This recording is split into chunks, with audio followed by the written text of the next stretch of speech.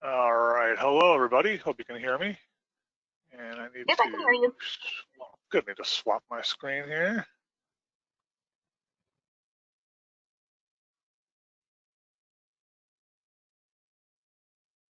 Oh, I'm having trouble getting this on there.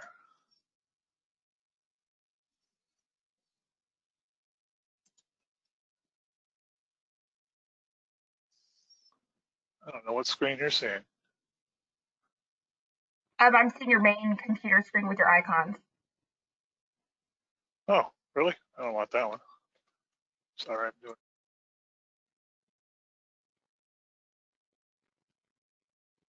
Oh, no, there we go. Whoop, you don't want that either. Jeepers creepers.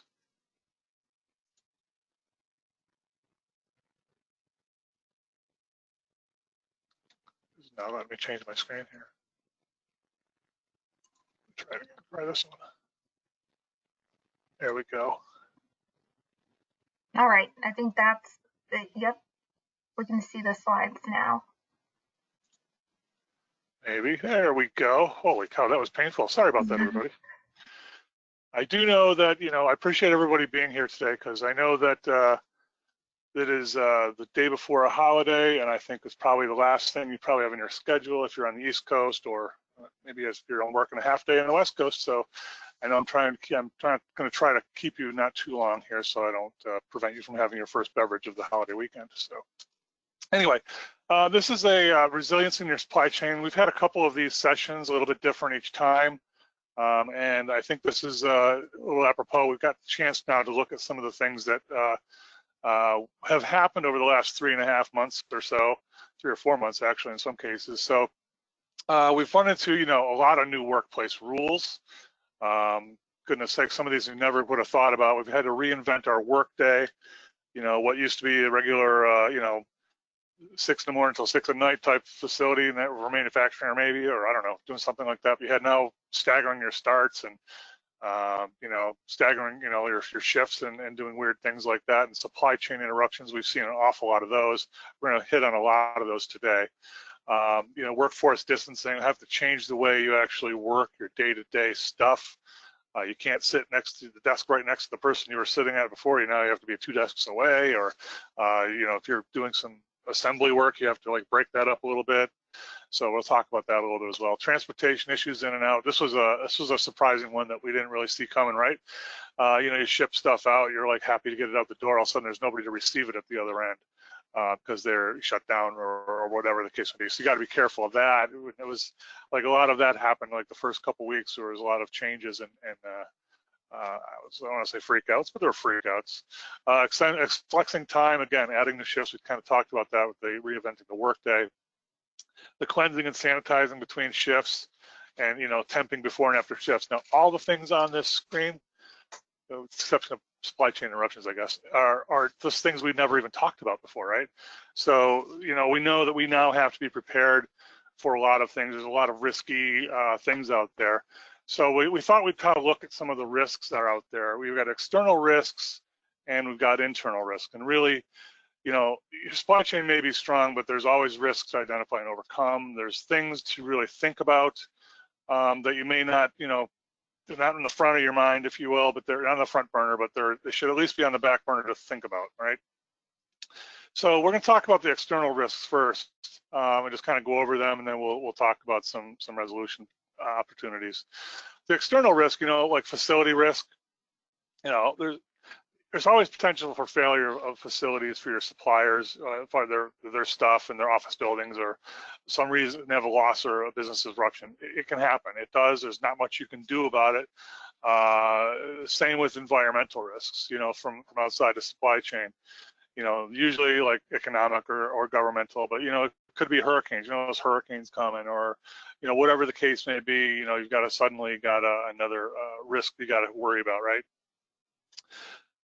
And then, even if you go on farther, just basic business risks, your suppliers that you're using suddenly, go belly up, or their raw material supplier goes, belly up. So they've got issues you got to consider there as well. Another risk is demand. Nothing worse than having your demand forecast and you can't actually meet your customer demand. Leaving money on the table like that's a horrible thing, right? And supply risks, you know, interruption of the product flow. We've all experienced that just recently, for sure. You know, even personally, I'm sure you've went to the store and stuff's not there, right? So we've got internal risks. You have a little more control with your internal risks. So some of these things, you know, manufacturing risk, you know, disruptions with the operations or processes, and planning and control risk, you know, inadequate assessment. I mean, we're too slow to react. I mean, you're going to have some of those no matter what, no matter how hard you try, right? And business risks, you know, changes in personnel and management always happens. You're always going to have changes. These are just things that are going to happen all the time. And I even talk about the way, you know, you communicate to suppliers and customers. Even that changes rapidly, right? Mitigation and contingency risk. This is really what we're trying to talk about, some of these things anyway. You know, it's really, we're not putting any contingencies in place when something goes wrong. That's a risk internally that you really can't afford to have. And, you know, cultural risks as well. You know, business cultural tendency to hide or delay negative information. Well, hopefully we're not doing that, right? Because that's generally those slow to react when that happens. So with all that said, let's look at the external risk. What can we do about some of these things?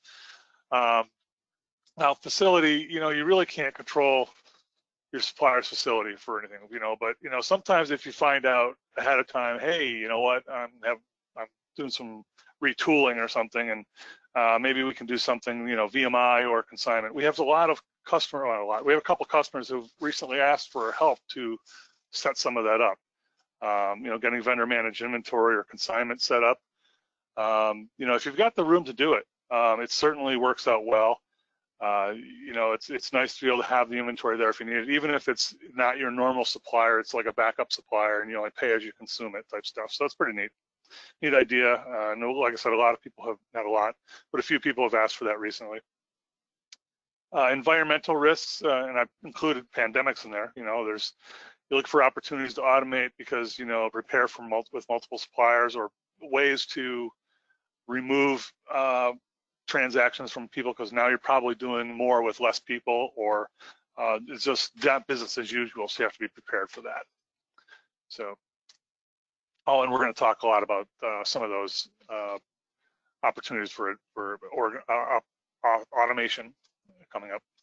Also, business risk external. You know, how even if good relationships with your supplier, you may not always know what's going on with them or their supply chain. You know, and I've actually find that it's amazing. Sometimes people don't deal with their suppliers on a personal level at all. They're just an EDI transaction or an email or, you know, something. So, you know, even at GSI, we actually, you know, have a quarterly get together face to face usually, or at the very least, you know, we have weekly meetings and stuff with just the players on the team. So at least you have an idea. If you can do that, great. It's not always possible, for sure. I get that, but that's something you really should probably keep an eye on. Try what you can do. Demand risk. You know, again, I have some automation points in here I want to point out, because frankly, there are times where you know, if you have automation set up, you can actually see when an item is encroaching the lead time line, where you can say, you know what, we're going to run out of this product very quickly, and just get a notification. So it's kind of nice to have that. So again, supply risk. You know, we're seeing interruptions now. Hopefully, some of them are coming back, so it's not so bad. But you know, let's look at alternate sources. A lot of people are trying to take some of their outside operations and bring them back in house. Some are bringing some of their manufacturing back in the house, their assembly back in the house. So these are things that people are starting to do. So, you know, we're seeing a big uptick on some manufacturing needs as a company. So we also have internal risks. Let's talk about those again for a second. Some of the manufacturing disruptions in the operation, for instance, you know, when the first part of March, when things were downright shutting down for a lot of places, we had some companies that actually were really proactive. They went out and they like swapped some of their assembly lines around, so they had, you know, starting at the front and the back were alternating, so we'd have one ended where the other one began, and they kind of had they could divide their crew up a little bit better. to work both ends, like the tee and the green, if you will, in a golf, in a golf tournament, that type of thing. So they were actually working both ends, and it take from 9 people to run the 2 lines combined. They did it with like 5. So you can do some of those things. It's not as easy, but that was something they did. And additionally, we did some work cell consolidation out there with them too. So they were taking their work cells and kind of, put them in a quad or something like that. So they had more work cells and less people to work them, but they were all together, so they didn't have to go, traipsing through the shop to try to build more things. They could do all their sub-assembly or whatever it needed to be done together with 1 or 2 people versus, 1 person per cell. So there's a lot of that type of reorganization that has to happen, because again, a lot of times it means running with less people. It's not always easy. The planning and control risk, again, too slow to react. Well, that happens.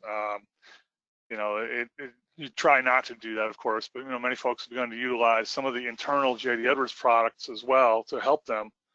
That everyone had, they're up, some of these guys are at 9.2 and they just did the, tools only upgrade, that type of thing. Well, they're like, hey, you know what? I know we got this. Can you help us? So we had a lot of, going back in to make sure people have their OneView reporting and their dashboards and stuff right on their screen, so they can actually see some of this stuff now. And that's really been helpful to a lot of people. And it's just something that if you're not using it, you really should be, because it just does make a difference. Again, business risk, change happens. We've got a lot of people having to do a lot of cross training, and jobs have been changing. One of the things you have to really do is really look for ways to remove the tribal knowledge and kind of streamline your processes. We had a client that was actually had to hire more people. They were actually booming during this time, right? So they've got the opposite problem that some people have, but it's still the same issue, if you will. They have tribal knowledge that was not really built into the software. They kind of kept some things outside the system. And while those people weren't necessarily doing that particular job because they were running all over trying to train new people and make, so that little bit of information, if it be brought back into the software, really helps. So that was one of the things that we did, trying to help them streamline that as well. And we put some automation steps in as well. So business processes, they're always changing, right? So again, I say automation, I really mean that automation should always be thought of when inserted when possible. And sometimes a mod's what you need, but sometimes if you can get around and just do something that says, I want to trigger this when this happens, boom, helps save time and energy. And again, communication to suppliers should always be looked at as you want it to be seamless and efficient. And I say speedy in parentheses as possible. Because, and sometimes, especially now with not just your own company, but other companies you're dealing with, they may, an hour's difference may mean a whole day before it gets processed. So those types of things just need to be considered and thought of all the time, right?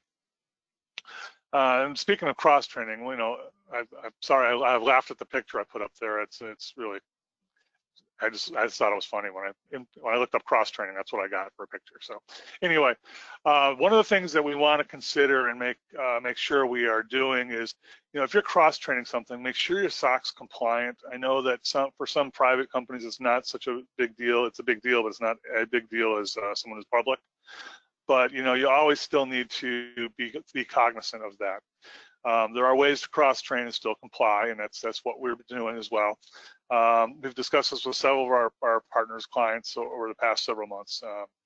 And we're finding some of their office folks are out there doing other jobs that they've done 10 years ago or 15 years ago, or they're being trained to do something that they haven't done before, which is kind of cool. But there's places for people who don't need to have that much training. You can learn how to build something in a little work cell. You can learn how to pack boxes and shipping or receive stuff. So, we just got to be certain that we're cross training. Cross training is an easy solution, but it's really not necessarily a long one, because eventually these people need to go back to their regular gigs, right? So, but while you can, it's fun to have them out there and do that. And we're actually getting a lot of asks to do that.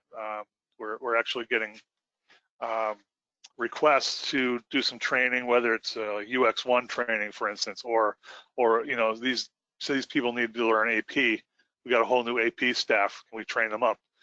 All this stuff is out there. So but to follow up on this part of it, employees that are on site, they need to have more than one skill, because a lot of these people are working from, office staff are working from home. So you need other people to come in there and help out when they can. So here's what I was talking about. We were job-specific training. We've been getting a lot of demand for just basic training for JDE, as well as UX1 and Orchestrator.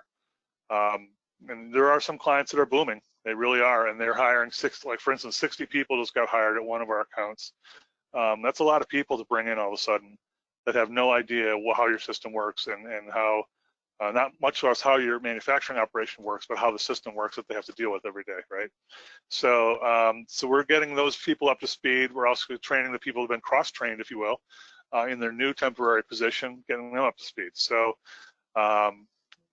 again, keeping that in mind, there's the element of SOX. We got to keep that in mind as well. You don't want a person entering POs that's also doing the receiving and the approving of them. So all those things, those are just common sense anyway, right?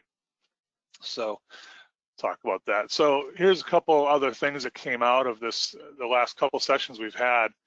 How can we really prepare for future interruptions? And if you're currently up to date in a tools release, you can certainly consider using Orchestrator to assist. Orchestrator is not the be-all end-all, but it sure helps out in a lot of places. But you can automate notifications internally for approvals and stockouts, or even order notices. Notifications to your supplier.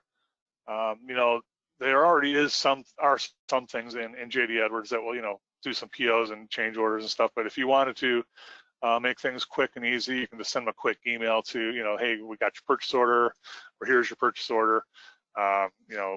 We want to change that order. Here's your payment. We just made a payment on this. Or even for your customers, shipping and tracking info, acknowledgements, invoice. It's and it seems like such a simple thing to get your tracking number and a notice that you've shipped, right?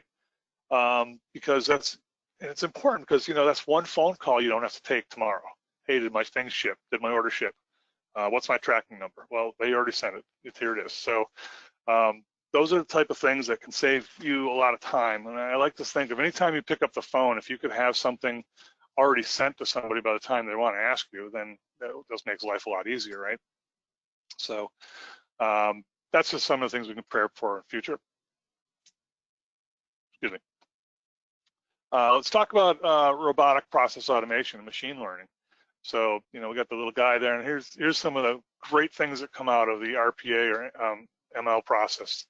You get efficiency, speed, quality, cost savings, and productivity. Now, all of those things are awesome, and the key to me, honestly, is the productivity part. If it's something you don't have to do and can be done automatically, it just saves you time and lets you do things that are more important. So that's just the best part. And how can you make this machine learning or RPA help you? Pretty simple. I mean, it can do things. It can compare images. Say if two pictures are identical. I mean, we have people that can weigh or measure. We have people that are actually using inline inspections using cameras. So it knows it can say this product does not conform to this, and it's pretty interesting stuff.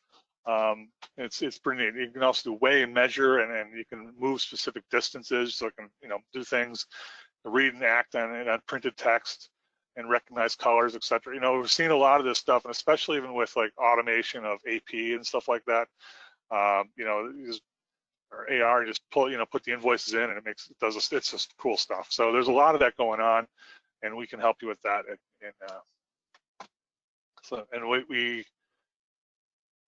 What is a good candidate for automation in machine learning? I mean, some of these things are pretty simple, but what can be automated to eliminate time gaps? I mean, do we have to wait for something for a certain time period for something to get corrected or fixed or run or processed? maybe not. I mean, some of these things could be done on the fly, right? What can be automated to cover for illness? I mean, we are seeing right now, we've had people that had to readjust their scheduler, for instance, to run different jobs and run things at different times. You know, that's a form of automation, but I mean, just because they need other people to see different reports at different times, or different people that it used to be one person, now needs to see, you know, 3 or 4 people need to see this stuff. So little things like that can make a huge difference. What can be automated to make your transactions seamless internally as well as externally? Again, we go back to, you know, POs and sales orders on its simplest level, right? You know, or is there something that's, you know, reading an inventory level and then sending an email off to the supplier that we're using or consuming something faster than expected or something like that. So all these things are tasks you can do. We're going to talk about some of these tasks in a minute here as well. But here's some of the, went to Gartner and got a slide, and we talked about this with them for a while, and we agreed to disagree on a certain amount of it, even though you know, the stuff in the green is what they're saying are great cases for fitment for automation, and the yellows are not so much. And I'm like, you know, this is all great. You're talking about major processes, but what about little processes? There's a lot of little things that you can do versus, you know, doing, you know, vendor reconciliation or payment processing with automation. There's a lot of little things along the way that you can make your life a lot easier too. Some of these are pretty large that you're looking at in the green, but you know, when you break it down, there's some that are probably a little easier. So I'm gonna let you look at that screen for a second.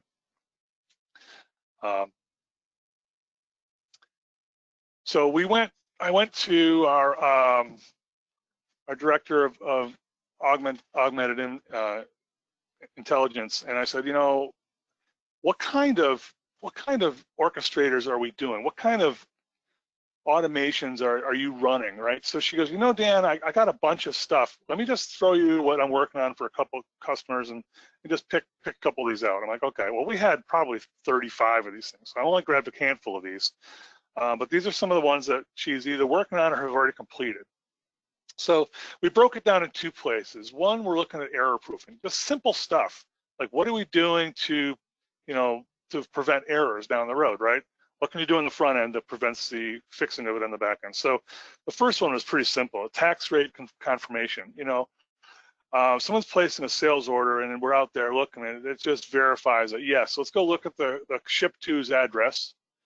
Let's go look at, you know, Vertex, and let's go make sure that these things are set up in the correct place, because it defaulted in certain things. Maybe the address book changed, and it corrected and validated and updated, if need be, the tax rate for that order.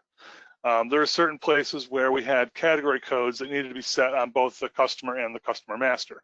So we had to validate that these were done because they were done at separate times, right? So these are simple things.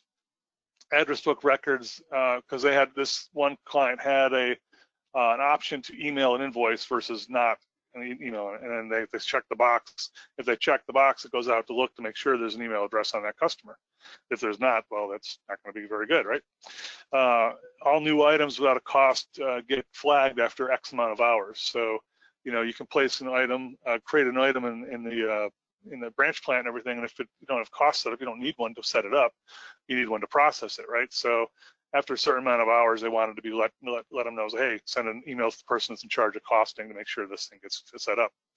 Margin checking. There's already margin checking in JD Edwards, but this does a bigger range of margin checking. So it would allow certain leeway, and if it was outside the parameters, it would get flagged. And also address book validation with USPS. Just a ship to address, you know, you got to make sure that it's not a box office or a box, right? Post office box. You got to make sure it's a legitimate address. So we created a little orchestration to go out and double check to make sure that address is real. If it's not, it flagged the order.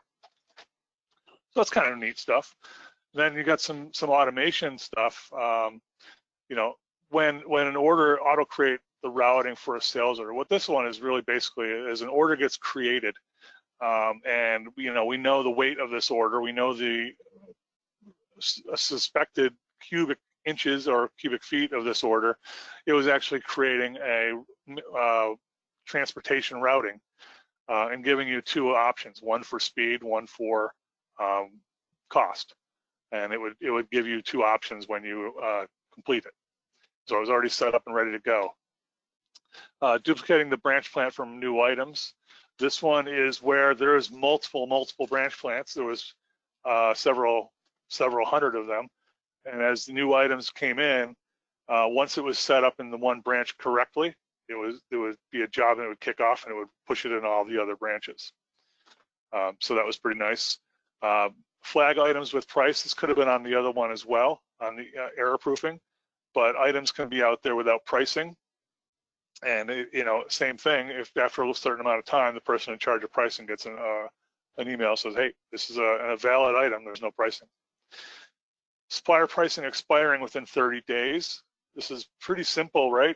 You've got a supplier item relationship, and you've got items out there that have now crossed over the 30 days where the price expires. The message goes to somebody.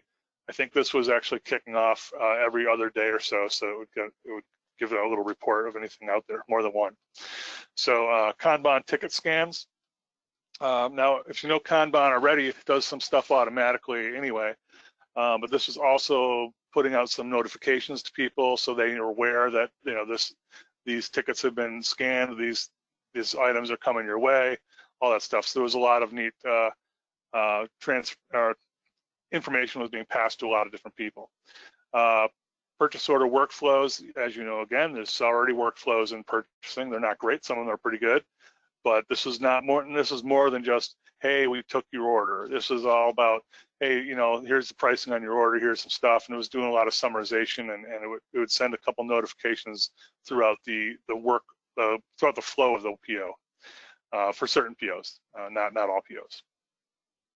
Bomb setup. Way to quickly set up bombs, and this thing was created to be more of a one-stop shop instead of going to multiple pages to do things. And same with supplier and customer master setup. As these address books were created, be them a certain search type, it would automatically start creating the other information generically, because they would have set up the constants for those ready to be automatically entered. So that was pretty nice and pretty quick and simple things, but it just everything shaves a few minutes off here, a few minutes off there, gives you some notification. So some of the things I wanted to chat about before I pass it back there also. How can you make your company stronger going forward? The message I think I'm trying to get across mostly is what does not work with a short staff. And I'm not talking, height. I'm talking, obviously, I'm talking about what doesn't work with a short-staffed operation. Everyone's been kind of juggling over the last couple of months and figuring out how that works, right? So, now I think people are starting to come up with real scenarios of things that are just bugging them, things that don't work right, things that we need to change going forward. Realistically, the thought of having people out there cross-training and doing stuff on the shop floor, that's fine for a certain time, but how's that going to work going forward? And what happens to the people out there? What happens to their day-to-day job? So those are tall things you can look at and try to make better. And again, we've brought this up before, and it's really, people are really reacting to this too, because they are dusting off some of those projects that they shelved when they thought, you know what, everything's working fine right now, we're good.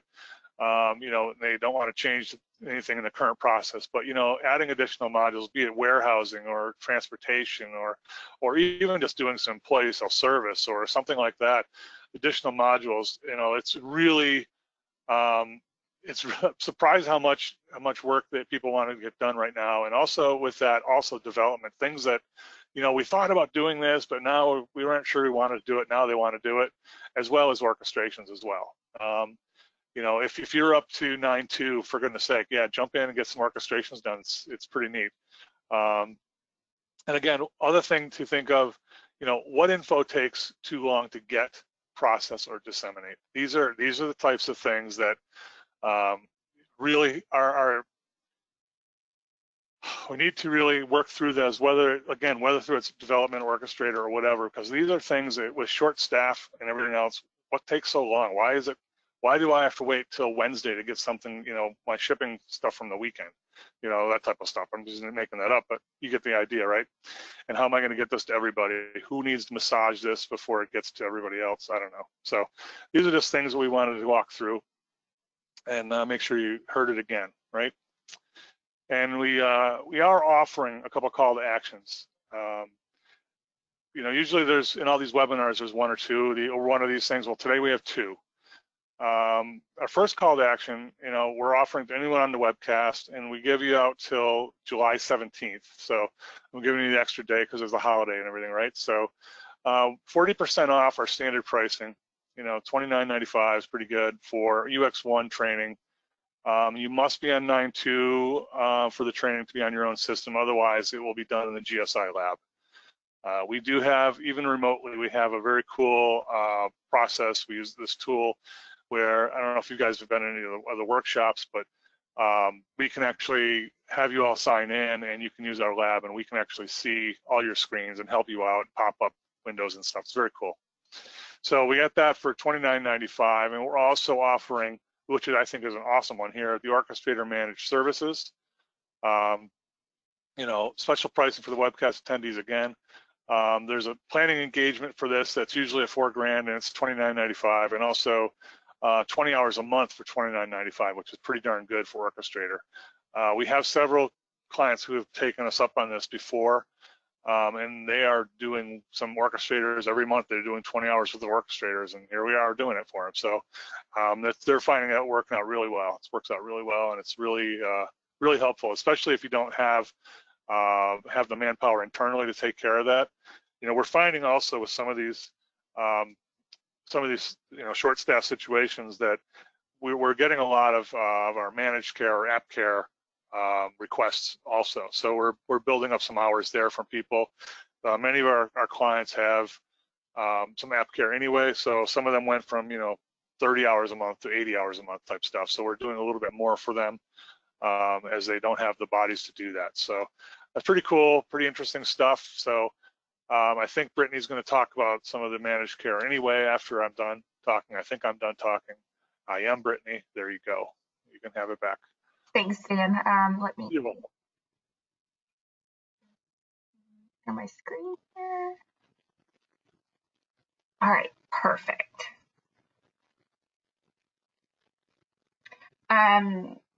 This is we have an upcoming educational webcast on July the 9th.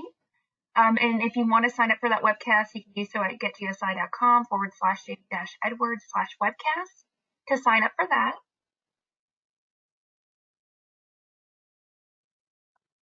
Check out our ERP Talk, which is our problem-solving forum where you can get your JD Edwards and other enterprise application questions answered, as well as contribute your answers to others' questions. Stay connected with us on social media. All of our handles are currently listed on the screen. You can see our most up-to-date posts on website events, webcast events, industry insights, and so much more. GSI provides extensive free educational resources, including our weekly educational webcast, our monthly newsletter called the GSI Insider, online resource center where you can access our on-demand webcasts, white papers, etc., YouTube, and on-site and virtual workshops.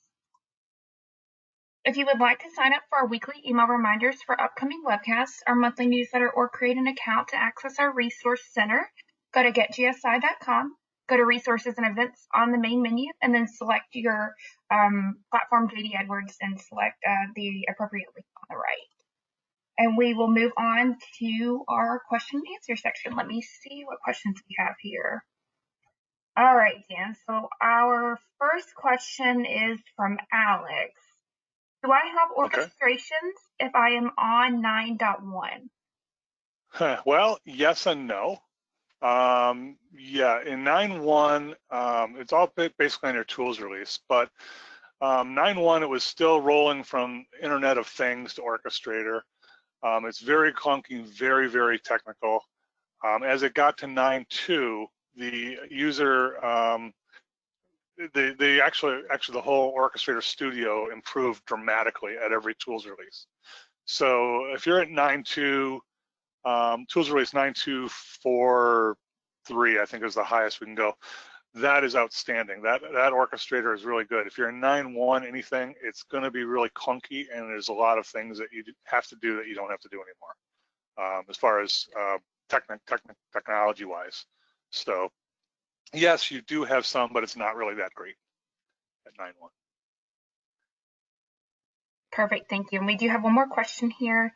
And if anybody still would like to submit questions, you can still do so through the GoToWebinar console on the right side of your screen.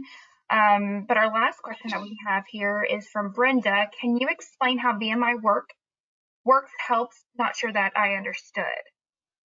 Oh, sure. Okay. Two things. Well, when I said VMI, I use it generically, but there's just two scenarios that I was thinking of when I wrote this up. One was VMI, where this one company was spending an awful lot of time on bin stock, if you will, just your basic pins and bolts and nuts and stuff for their manufacturing, and they needed to get VMI set up, which is vendor managed inventory. They actually set that up and made those non-stock items basically. And then they had a guy, and we like to call him Bread Man. So he came in like twice a week or 3 times a week, and he'd just restock the shelves of all the bin stock, all these nuts and bolts that they needed. So it just took away from a lot of the people doing receiving and creating POs and all that stuff. It just took that all away. They'd come in, they'd get invoices stuff every day. They'd be there 2 or 3 times a week, and it was just a lot easier. It's like having a guy come in. Now the other one, a consigned inventory, there was one client that we had that had a supplier was going through a move and their facility. So what they did is, to avoid disruption of inventory, they used to get inventory 2 to 3 times a week because it was less more often, right? So they'd get 2 or 3 deliveries a week. And then their factory was going to be shut down and moved basically across the street, I believe, to a bigger place. But there was going to be an interruption between 10 and 20 days. So what they did is they got a 40-day supply dumped on them in a pallet, and they used receipt routing. And as they consumed it, they would close the routing down, and then they would pay for it. So they didn't want to pay for it all up front. They wanted to keep it going the same sort of route, right? So that was a nice way to do that. So what they did in that case is they knew there was a problem coming with supply. They put the supply in-house in their warehouse anyway, but they didn't consume it or didn't pay for it till they consumed it. So it's sort of like receiving it 3 times a week, because they'd go over there every other day or so and pull what they needed. So that's how consignment inventory can help. And like I said, if it's important enough to have, and you've got a sole source guy, that's certainly important to have that just as a backup. Or even if it's a secondary supplier that can provide you the same thing, it may cost more, so you may want to keep that a little as only as needed. But that's generally how it goes. So I hope that answered your question.